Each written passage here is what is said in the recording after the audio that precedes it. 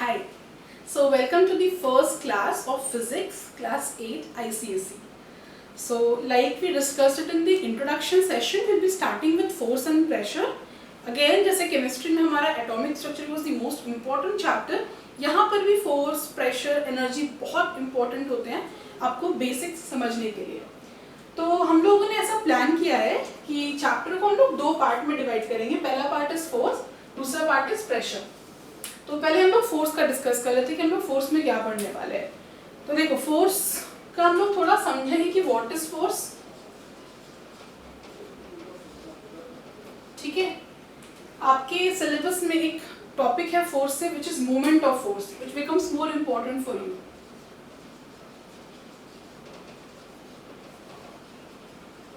ठीक है, फिर इनका रियल लाइफ एप्लीकेशन समझेंगे कि जो फोर्स है, मूवमेंट ऑफ फोर्स है, वो हमारे आसपास कैसे हम लोग उसको यूज करते हैं. तो एग्जांपल्स और एप्लीकेशंस हम लोग इसका समझेंगे रियल लाइफ.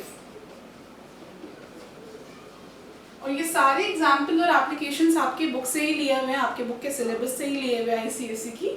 तो if you are actually following concise physics which is the standard book, तो you'll get to know all of this. Let me know अगर आप दूसरा बुक भी फॉलो कर रहे हो तो go through that book.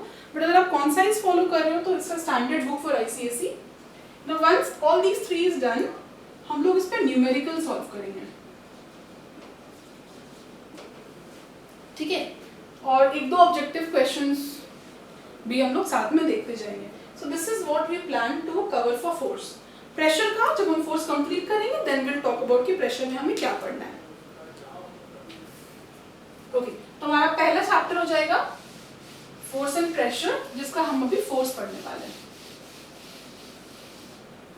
Okay, देखो हम लोग का मेन ऑब्जेक्टिव ये रहेगा ना कि हम लोग चीजों को मैक्सिमम विजुअलाइज कर सके. तो फिजिक्स में अगर हम बात करेंगे ना तो सिर्फ रट के जाके एग्जाम लिखने से कुछ नहीं होता. क्या पता वो काम करोगे तो न्यूमेरिकल्स में आपको समझ में आएगा कि आपको कुछ नहीं आता है. तो हम लोग क्या करेंगे ना, बहुत अच्छे से बेसिक से एक एक चीज का फिजिक्स को समझेंगे कि कोई अगर ऐसा चीज है तो क्यों है. ठीक है, will be reasoning out each and everything. और हम लोग बेसिकली फिजिक्स में क्या करते हैं, बेस्ट तरीका सीखने का क्या होता है अभी से लेकर के आपका इंजीनियरिंग लेवल तक का, कि आप उसको अपने आसपास की चीजों से रिलेट करके देखो. ठीक है, तो सबसे पहले आता है हमारा एक वर्ड फोर्स. जब हम फोर्स कहते हैं तो आपके दिमाग में क्या आता है? मेरे दिमाग में ये आता है ताकत.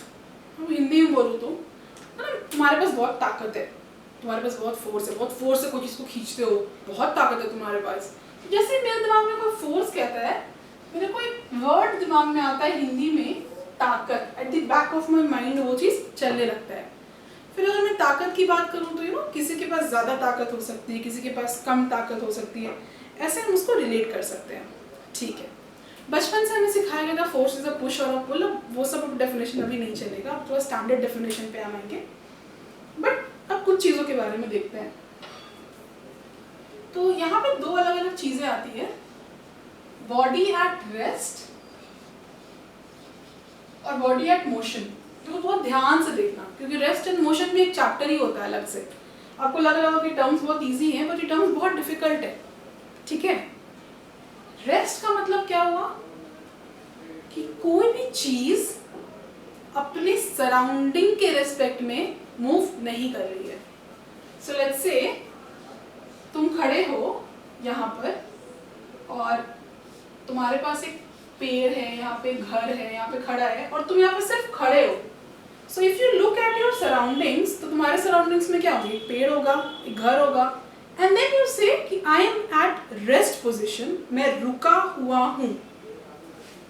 Again, please write these Hindi words as well in your copy, notes copy. बहुत काम आता है. देखो आज भी हम हिंदी ही बोल के याद करते हैं. ठीक है, तो तुम्हारा जो ये बॉडी है, if it is not moving कैसे, with respect to its surroundings, we will call the body at rest. एक definition बना लेते हैं हम इसका. If a body is not moving with respect to its surroundings, the body is said to be at rest.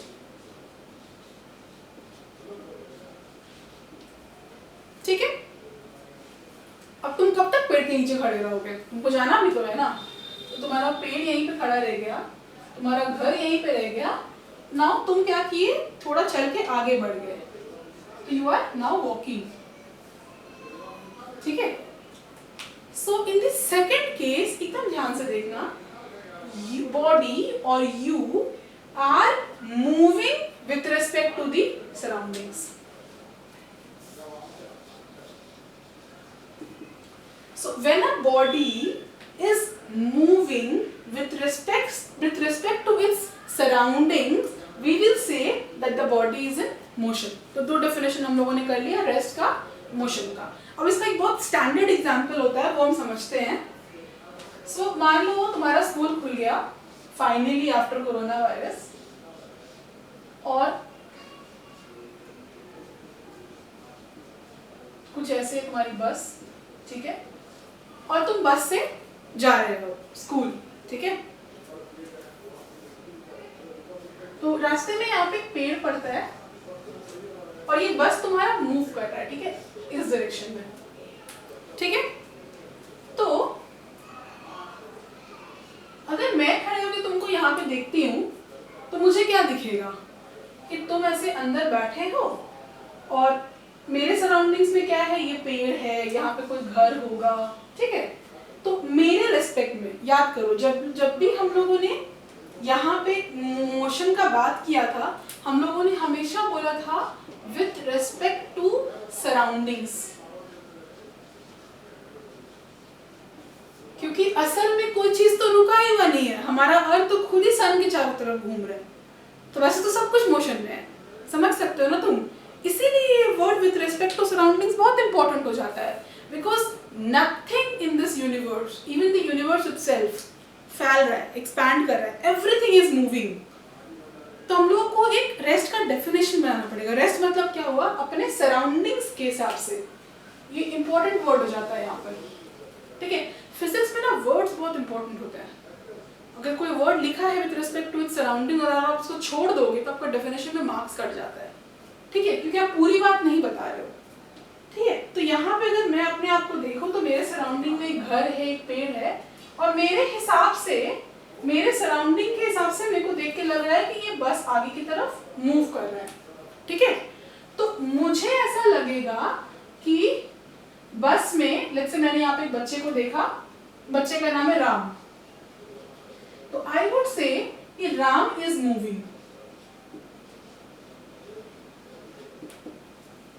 ठीक है, Ram is moving. क्यों? क्योंकि मैं खड़ी हूं यहाँ पर, मेरे सामने बस है, बस में राम बैठा है और बस से राम जा रहा है, तो मुझे राम जाता हुआ दिखेगा, तो मैं बोलूंगी राम इज मूविंग, क्योंकि मेरे अगल बगल में जो घर है, जो पेड़ है, वो तो नहीं मूव कर रहा है, ठीक है।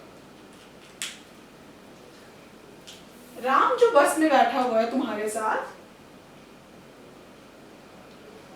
तुम बोलोगे कि राम इज नॉट मूविंग। क्यों? अभी तुम बस के बाहर नहीं देख रहे हो, तुम बोलोगे कि मैं तो इस सीट पे बैठा हूं, राम मेरे सामने वाले सीट पे बैठा है, थोड़ी देर के बाद भी तो राम वहीं बैठा है, मैं यहीं बैठा हूं, तो मेरा सराउंडिंग क्या होगा? मेरा सराउंडिंग होगा बस का छत, बस की छत होगी, बस का टेबल चेयर होगा, ड्राइवर भैया होंगे, सबसे तो मैं कौन सी दूरी पर हूं, तो तुम बोलोगे कि राम इज नॉट मूविंग।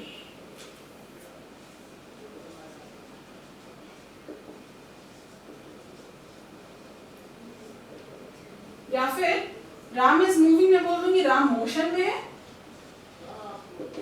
और यहाँ पे मैं बोल दूंगी राम रेस्ट पर है। देखो ये कितनी इंटरेस्टिंग चीज है, एक ही राम है ये बेचारा यहाँ पर, उसको अगर हम बस के बाहर से देखते हैं तो हम बोलते हैं कि राम मोशन में है, राम मूव कर रहे हैं। बेचारा वही राम है, उसी टाइम पर तुम उसको देखते हो बस के अंदर, तुम बोलते हो कि राम रेस्ट पर है। That is physics. Everything in this universe is relative. कभी भी हम किसी एक चीज को बताएंगे तो दूसरे के रेस्पेक्ट से बताएंगे। तो how do we tell this? How do we explain this concept? Here, Ram is in motion with respect to an outsider standing somewhere on the road. ठीक है? Here, Ram is at rest with respect to any other. Ram is at rest. Sorry, this is Ram. Ram is at rest. So this is Ram, okay?